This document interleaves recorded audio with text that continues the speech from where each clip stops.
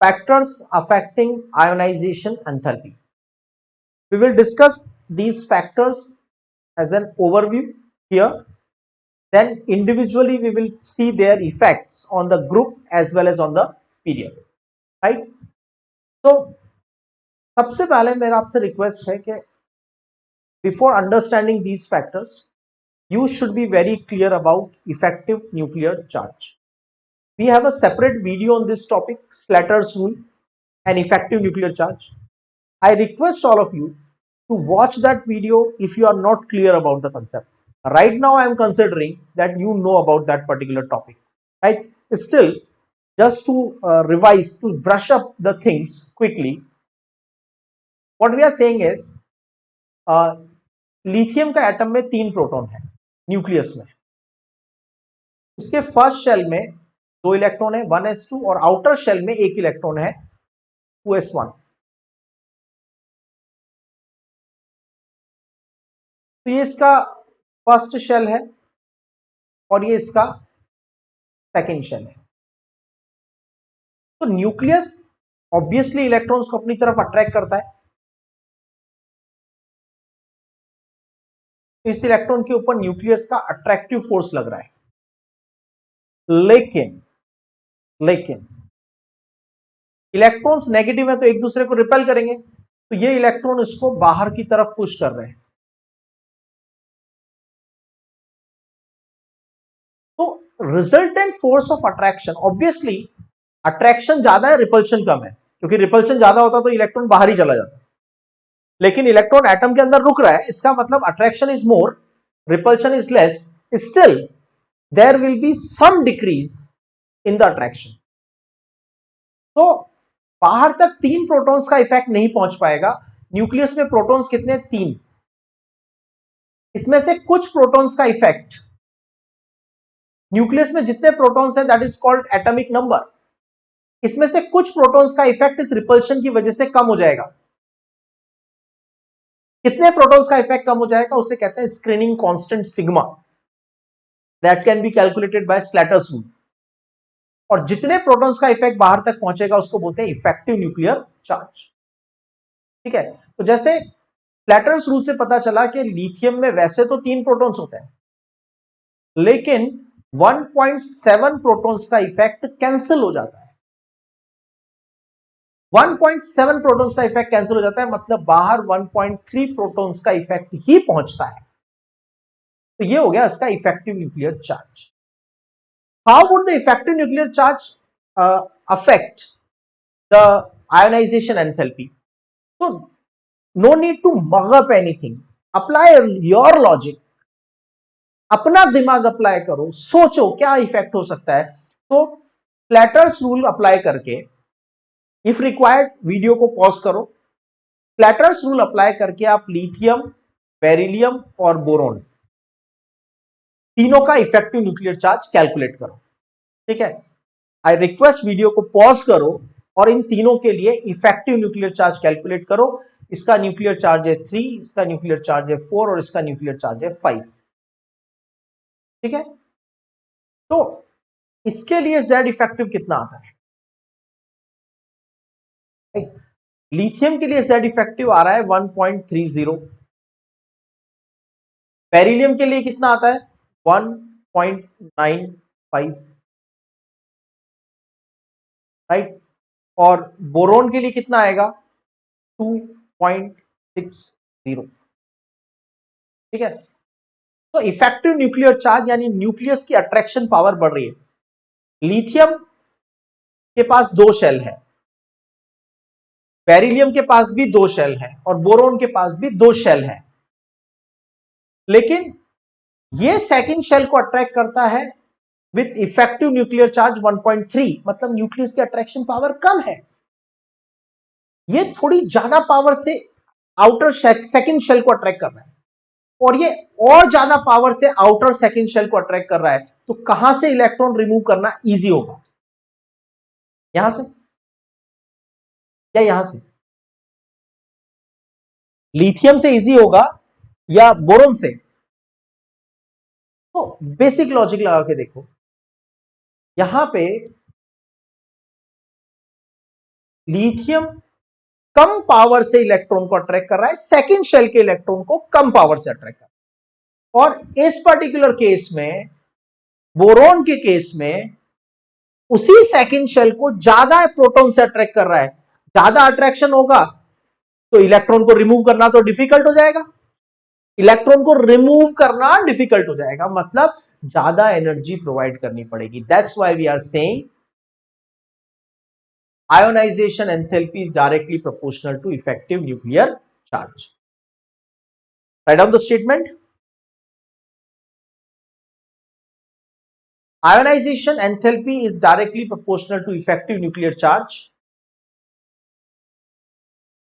because as effective nuclear charge increases,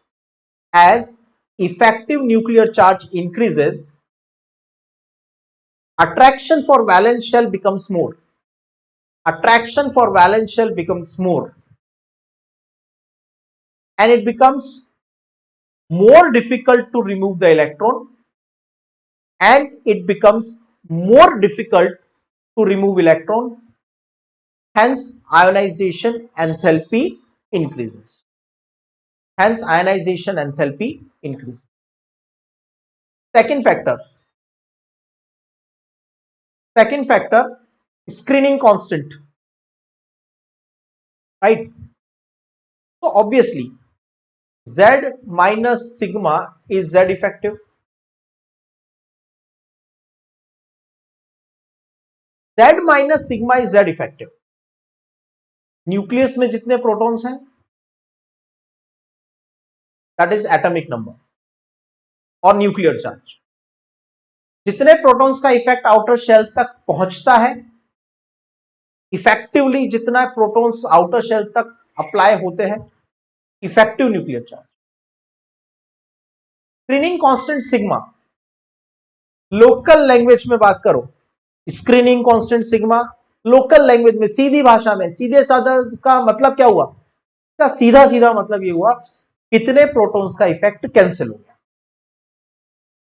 तो for some reason अगर sigma बढ़ रहा है तो इफेक्टिव न्यूक्लियर चार्ज कम हो जाएगा,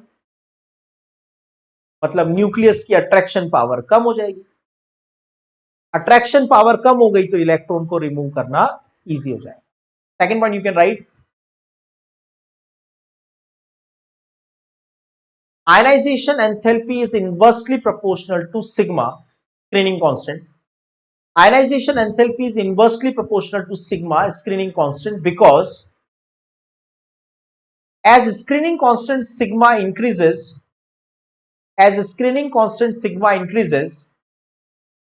effective nuclear charge decreases.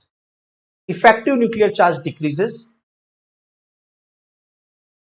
So attraction for valence electron decreases. Attraction for valence electron decreases, and it becomes easier to remove electron.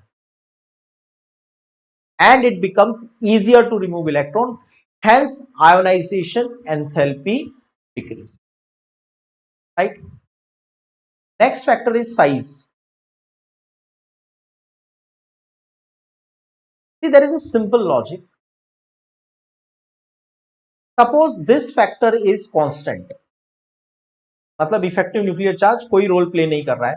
हमने दो ऐसे एटम्स लिए जिनका इफेक्टिव न्यूक्लियर चार्ज सेम है, let's say sodium, potassium and rubidium. Electronic configuration आपका बहुत strong होना चाहिए। You should be immediately able to write the electronic configuration once you know the atomic numbers, right?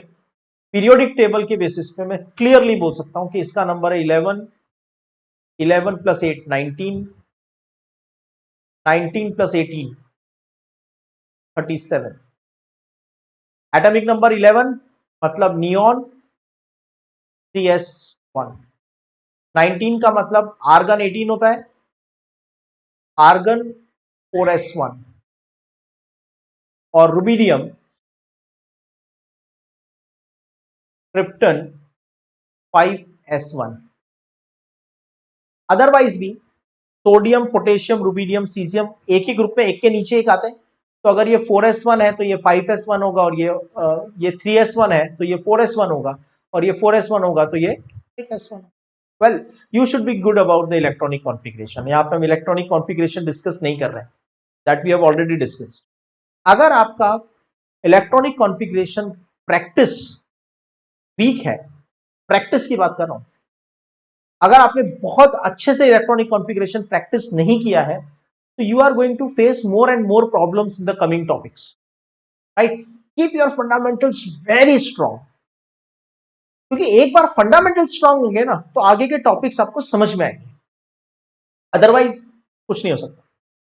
तो electronic configuration एक ऐसा topic है जो आपको एकदम बाय हार्ट होना चाहिए। The moment you hear some number, atomic number 43, तो दिमाग 10 सेकंड मैक्सिमम दौड़ के पहुंच जाना चाहिए। 43 है, इसका मतलब क्या हुआ, राइट? तो 36 के बाद आएगा, क्रिप्टन के बाद आएगा, फोर्थ इनर्ट गैस के बाद आएगा, मतलब फिफ्थ पीरियड में होगा। इतना दिमाग फास्ट चलना चाहिए आपका इलेक्ट्रॉनिक कॉन्फ़िगरेशन। वेल, मैं आपसे कह रहा था कि अगर हमने केस लिया है, again I request you to pause the video, Slater's rule use करो और तीनों का इफेक्टिव न्यूक्लियर चार्ज कैलकुलेट करो। फ्लैटर्स रूल यूज करो और तीनों का इफेक्टिव न्यूक्लियर चार्ज कैलकुलेट करो। So that will come to 2.2, 2.2 and 2.2। तो फर्स्ट फैक्टर कांस्टेंट है, ठीक है, लेकिन साइज तो बढ़ रहा है,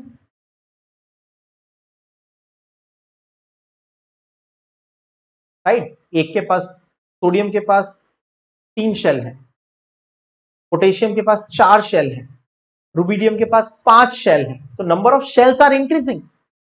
if number of shells will increase, मतलब डिस्टेंस बढ़ रहा है ना न्यूक्लियस से। सोडियम में इलेक्ट्रॉन न्यूक्लियस के थोड़ा पास है, थर्ड शेल में है। पोटेशियम में थोड़ा दूर है क्योंकि फोर्थ शेल में है। रुबिडियम में और दूर होगा क्योंकि फिफ्थ शेल में होगा। डिस्टेंस बढ़ेगी, डिस्टेंस बढ़ेगी, अट्रैक्शन कम होगा। अट्रैक्शन कम होगा क्योंकि आप इफेक्टिव न्यूक्लियर चार्ज आपका सेम है, राइट? सोडियम थर्ड शेल को अट्रैक्ट करता है 2.2, अप्रोक्सीमेटली 2 कर दो, तो सोडियम थर्ड शेल को अट्रैक्ट करता है 2 प्रोटॉन से। पोटेशियम फोर्थ शेल को अट्रैक्ट करता है और दूर, लेकिन 2 ही प्रोटॉन यूज करता है। रुबिडियम फिफ्थ शेल को अट्रैक्ट करता है और ज्यादा दूर, लेकिन कितने प्रोटॉन्स यूज करता है? 2 ही प्रोटॉन्स यूज करता है इफेक्टिवली। ऑब्वियसली अट्रैक्शन कम होगा ना, डिस्टेंस बढ़ेगी तो अट्रैक्शन कम होगा। अट्रैक्शन कम होगा तो it will become easier to remove the electron. तो एज साइज इंक्रीजेस,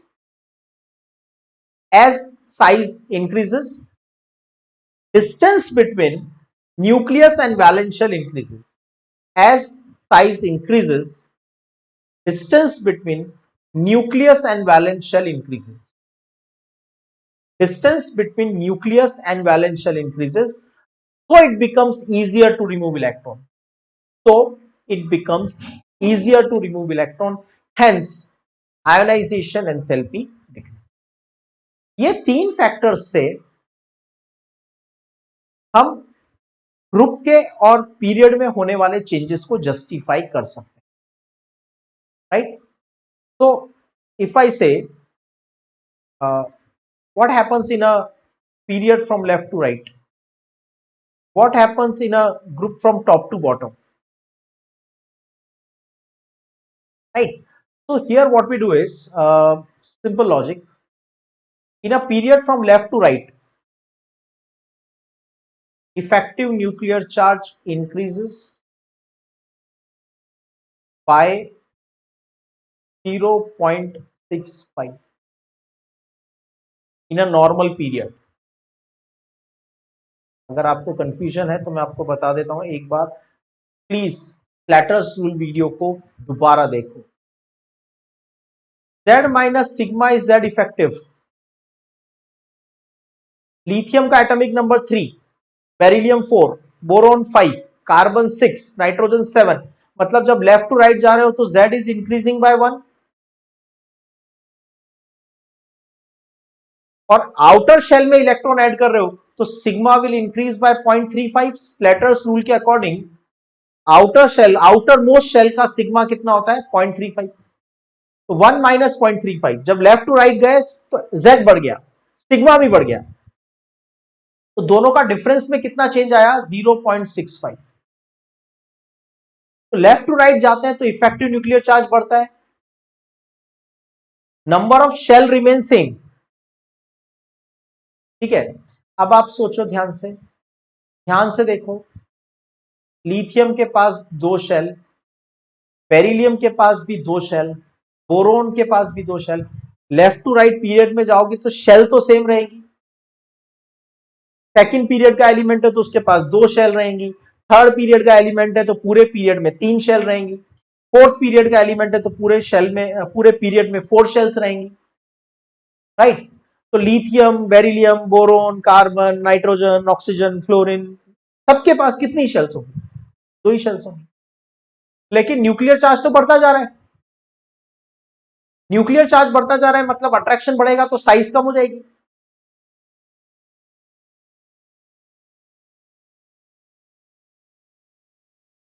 न्यूक्लियस की अट्रैक्शन पावर भी बढ़ गई और साइज भी कम हो गई, मतलब इलेक्ट्रॉन न्यूक्लियस के पास भी आ गया और न्यूक्लियस की अट्रैक्ट करने की पावर भी अब ज्यादा है, क्योंकि हम लेफ्ट टू राइट जा रहे हैं। तो क्या होगा? इलेक्ट्रॉन को रिमूव करना डिफिकल्ट हो जाएगा, इलेक्ट्रॉन को रिमूव करना डिफिकल्ट हो जाएगा तो आयोनाइजेशन एंथैल्पी विल ऑलवेज, ये जनरल ट्रेंड है, इसमें एक्सेप्शंस आ सकते हैं अभी, but this is the general trend. You can write down, in a period from left to right, in a period from left to right, effective nuclear charge increases, effective nuclear charge increases and size decreases, and size decreases. So attraction of nucleus on valence shell, attraction of nucleus on valence shell increases, attraction of nucleus on valence shell increases, hence ionization enthalpy increases. Now let's talk about the group, group में क्या होगा? तो देखो, जब हम group की बात करेंगे तो ग्रुप में स्लैटर्स रूल यूज करके हमें पता है इफेक्टिव न्यूक्लियर चार्ज कांस्टेंट रहता है, लेकिन नंबर ऑफ शेल्स तो बढ़ती है ना। लिथियम क्या होता है? 2s1, sodium 3s1, potassium 4s1, rubidium 5s1, caesium 6s1। तो शेल्स बढ़ती जा रही है मतलब साइज बढ़ेगा, साइज बढ़ने का मतलब है कि न्यूक्लियस और आउटर मोस्ट शेल के बीच का डिस्टेंस बढ़ रहा है, न्यूक्लियस और आउटर मोस्ट शेल के बीच का डिस्टेंस बढ़ रहा है, nucleus and outermost shell के बीच का डिस्टेंस बढ़ रहा है, तो हम उसे क्या कहेंगे? इलेक्ट्रॉन को रिमूव करना इजी हो जाएगा, ionization enthalpy will, write down. Generally top to bottom in a group, generally top to bottom in the group, effective nuclear charge remains constant. Generally top to bottom in a group, effective nuclear charge remains constant, but size increases, but size increases. So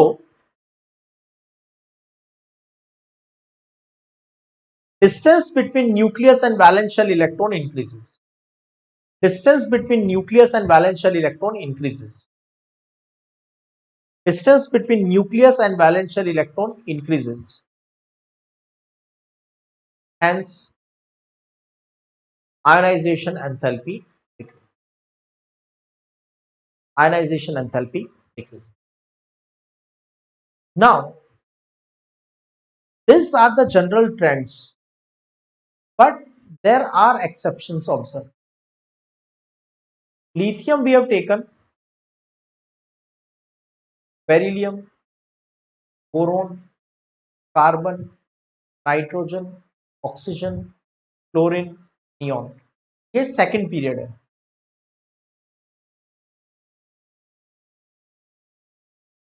group number 1 बीच में D block आ जाता है, तो यहां पे आ जाता है 13, 14, 15, 16, 17 and 18।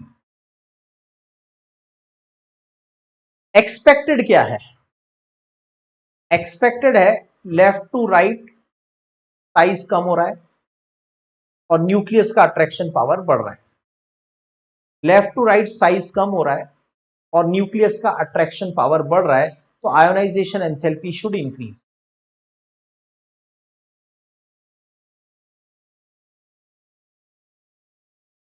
But actually what happens? Actually beryllium की ionisation enthalpy boron से ज्यादा है, जबकि बेरिलियम की कम होनी चाहिए। सिमिलरली नाइट्रोजन की आयोनाइजेशन एंथैल्पी ऑक्सीजन से ज्यादा है और नियॉन की आयोनाइजेशन एंथैल्पी फ्लोरीन के कंपैरिजन में बहुत ज्यादा है। जितना नॉर्मल डिफरेंस होना चाहिए उसके कंपैरिजन में डिफरेंस बहुत ज्यादा आ रहा है। मतलब जो हमने जनरल ट्रेंड एक्सप्लेन किए उसमें 3 एक्सेप्शंस देखने को मिले। Right, why it happens? Right, exceptions को एक्सप्लेन करने के लिए हमारे पास 2 फैक्टर्स हैं, electronic configuration and penetration power. What is electronic configuration? C, p, d और f, p subshell, D subshell and F subshell, if they are half filled or full filled, if they are half filled or full filled, they are comparatively more stable. If they are more stable, then they resist the donation of electron. Beyond these first 3 points, वो ज्यादा energy demand करते हैं अपना electron donate करने के लिए और उनकी आयनाइजेशन एंथैल्पी बढ़ जाती है। For example, if I take about exception of nitrogen and oxygen, तो अगर हमें इस एक्सेप्शन को समझना है तो पहले हमें दोनों का इलेक्ट्रॉनिक कॉन्फ़िगरेशन लिखना पड़ेगा। Oxygen, nitrogen 7 number, oxygen 8 number. Nitrogen का कॉन्फ़िगरेशन है 1s2 2s2 2p3 2p3। मैं 2p को शो कर देता हूं। 2p सबशेल में 3 ऑर्बिटल्स होते हैं और ये 3 ऑर्बिटल्स के अंदर 3 इलेक्ट्रॉन्स हैं, first electron, second electron and third electron. ठीक है, and if you right the configuration of oxygen, it is 1s2 2s2 2p4। Right, तो ये 2p सबशेल है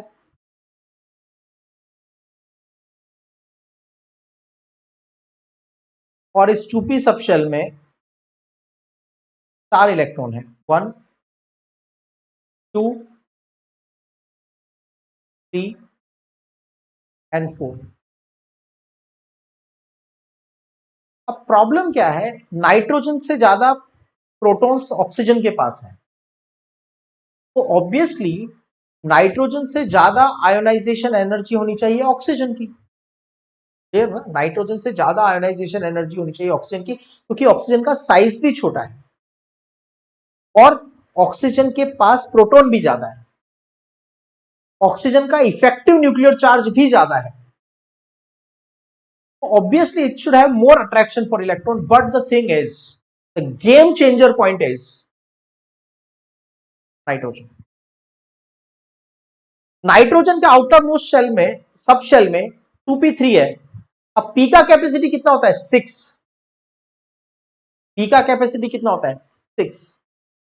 हाफ फील्ड कितना होगा? 3।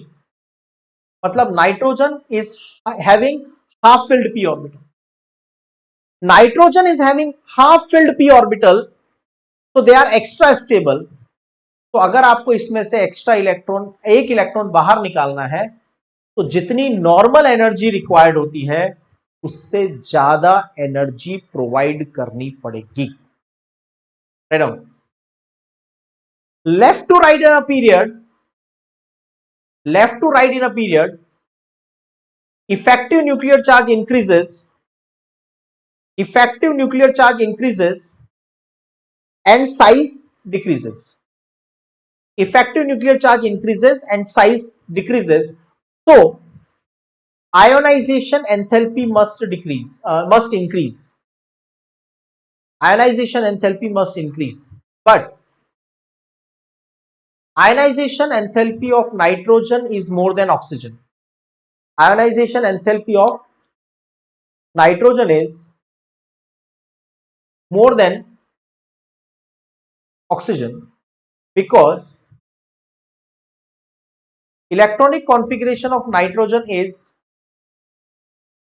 1s2 2s2 2p3, 1s2 2s2 2p3, where 2p subshell is half filled, where 2p subshell is half filled and having extra stability, and having extra stability. So energy more than expected, energy more than expected, energy more than expected is required to remove the electron from nitrogen.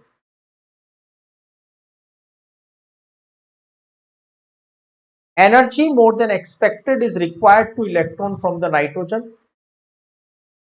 Hence, its ionization enthalpy is more than expected.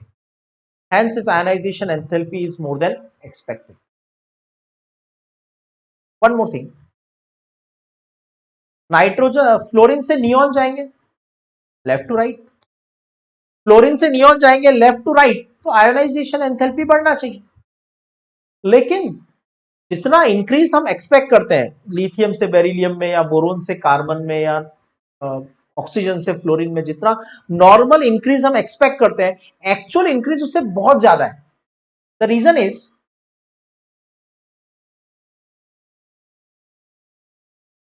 Fluorine के comparison में neon का ionisation enthalpy बहुत ज्यादा है, क्योंकि neon का electronic configuration होता है 1s2 2s2 2p6, where its outermost shell, second shell is completely filled। और जब शेल कंप्लीटली फिल्ड होता है, पूरा शेल, सेकंड शेल पूरा, सेकंड शेल की कैपेसिटी कितनी है 8, तो जब सेकंड शेल फुल होता है, अपनी फुल कैपेसिटी पे होता है, तो उसकी स्टेबिलिटी बहुत ज्यादा होती है।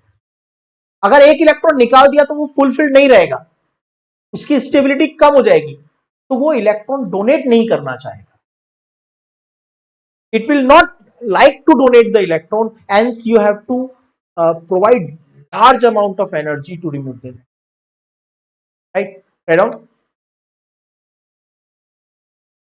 Ionization enthalpy of neon is very high compared to fluorine. Ionization enthalpy of neon is very high compared to fluorine, or in other words, write down, ionisation enthalpy of inert gases, तो 18th group होता है वो कौन सा होता है, inert gas. 17th group कौन सा होता है, halogen. Ionization enthalpy of inert gases is very high compare to, is very high compared to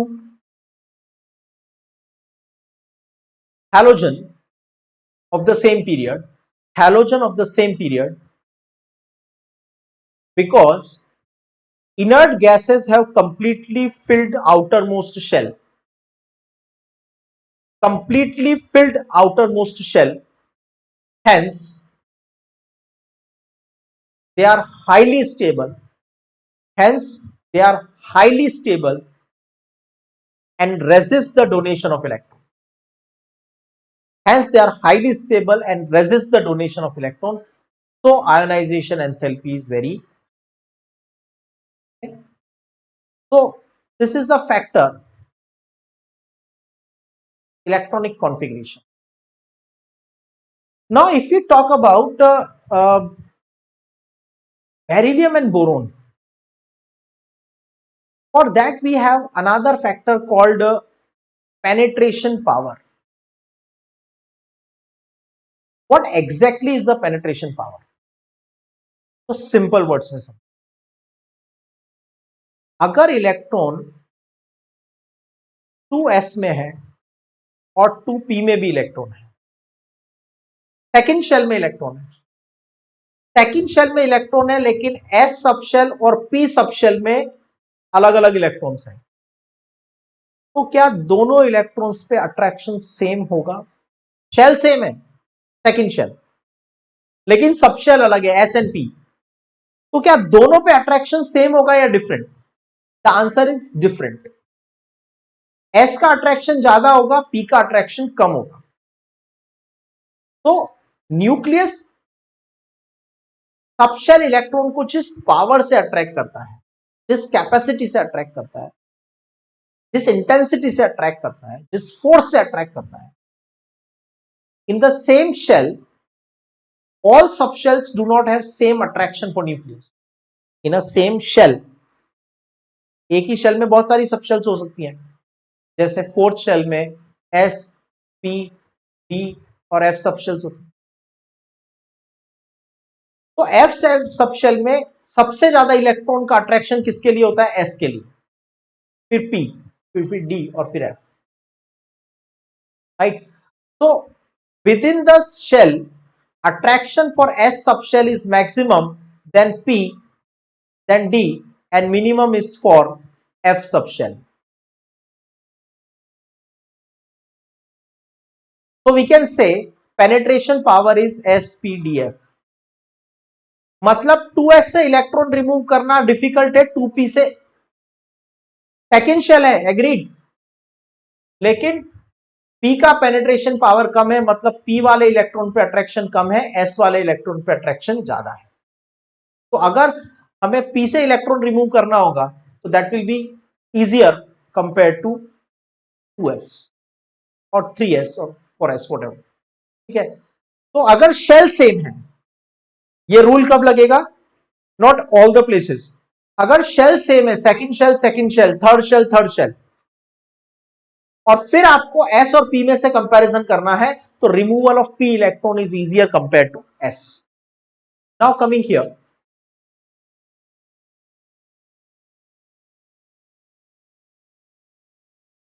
ionization enthalpy of beryllium 4 is greater than boron 5.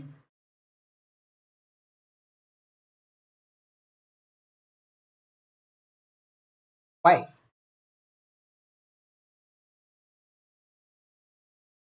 Beryllium का एटॉमिक नंबर कम है 4, boron का atomic number ज्यादा है 5.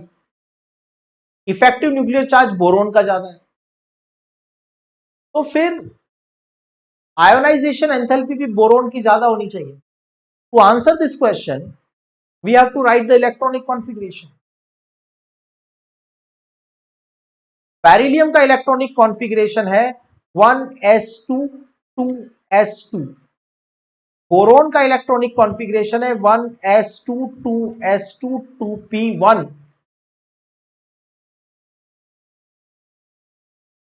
So you can write the statement.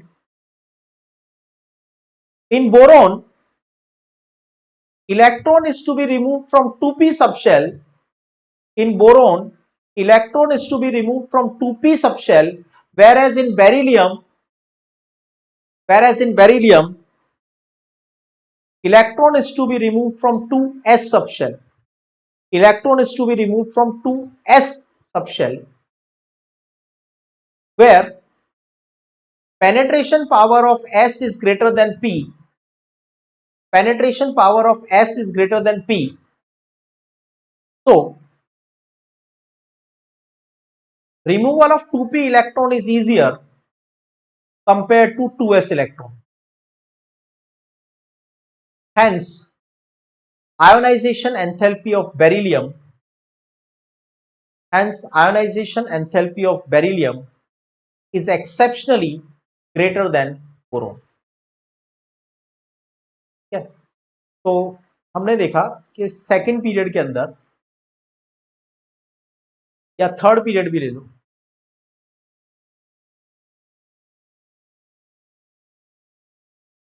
Second period क्या है, lithium, beryllium, boron, carbon, nitrogen, oxygen, chlorine and inert gas that is neon. और third period क्या है, sodium, magnesium, aluminium, silicon, phosphorus, sulphur, chlorine and argon. तो expected order क्या होता है, increasing.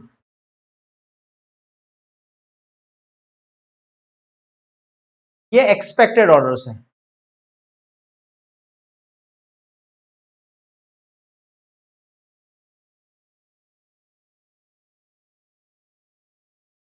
ये एक्सपेक्टेड ऑर्डर है, left to right ionization enthalpy बढ़नी चाहिए, लेकिन एक्चुअल ऑर्डर क्या होता है,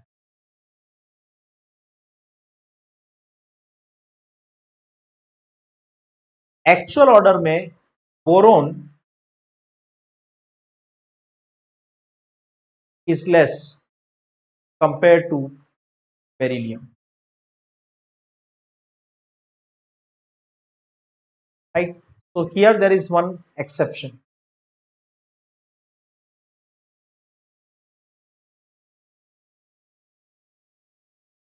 Why? Due to penetration power of S is more than P. यहां S 2S से इलेक्ट्रॉन रिमूव करना है या 2P से, S का इलेक्ट्रॉन रिमूव करना इजी है, P का इलेक्ट्रॉन रिमूव करना डिफिकल्ट है। सिमिलरली नाइट्रोजन और ऑक्सीजन में जब कंपेयर करेंगे तो ऑक्सीजन की आयनाइजेशन एंथैल्पी कम है, नाइट्रोजन की ज्यादा है। Why it has happened? Because nitrogen में 2p ऑर्बिटल्स हाफ फिल्ड है और हाफ फिल्ड ऑर्बिटल्स में से इलेक्ट्रॉन रिमूव करना डिफिकल्ट होता है। This rule will be applicable here also. Nitrogen के नीचे आता है फॉस्फोरस, तो फॉस्फोरस भी हाफ फिल्ड होगा, और सल्फर ऑक्सीजन के नीचे आता है, इसका मतलब सल्फर की कम होगी और फॉस्फोरस की आयनाइजेशन एंथैल्पी ज्यादा होगी। बोरोन के नीचे आता है एल्यूमिनियम और बेरिलियम के नीचे आता है मैग्नीशियम। तो जो लॉजिक आप बेरिलियम बोरोन के लिए अप्लाई कर रहे हो, सेम लॉजिक एल्यूमिनियम और मैग्नीशियम के लिए भी अप्लाई होगा। एल्यूमिनियम में इलेक्ट्रॉन रिमूव करना है पी में से, मैग्नीशियम में इलेक्ट्रॉन रिमूव करना है 3s में से। तो s में से इलेक्ट्रॉन रिमूव करना डिफिकल्ट है, p में से इलेक्ट्रॉन रिमूव करना इजी है। सेम फॉस्फोरस का हाफ फिल्ड होता है, 3p3 होगा, इलेक्ट्रॉनिक कॉन्फ़िगरेशन लिख के देखो। तो फॉस्फोरस की आयनाइजेशन एंथैल्पी एक्सेप्शनली ज्यादा हो गई क्योंकि सल्फर से कम होनी चाहिए थी, क्योंकि फॉस्फोरस आता है 15 ग्रुप में और सल्फर आता है 16 ग्रुप में। 16 ग्रुप यानी लेफ्ट टू राइट, तो 16 ज्यादा होना चाहिए, 15 कम होना चाहिए, लेकिन 15 ग्रुप में होता है हाफ फिल्ड पी ऑर्बिटल,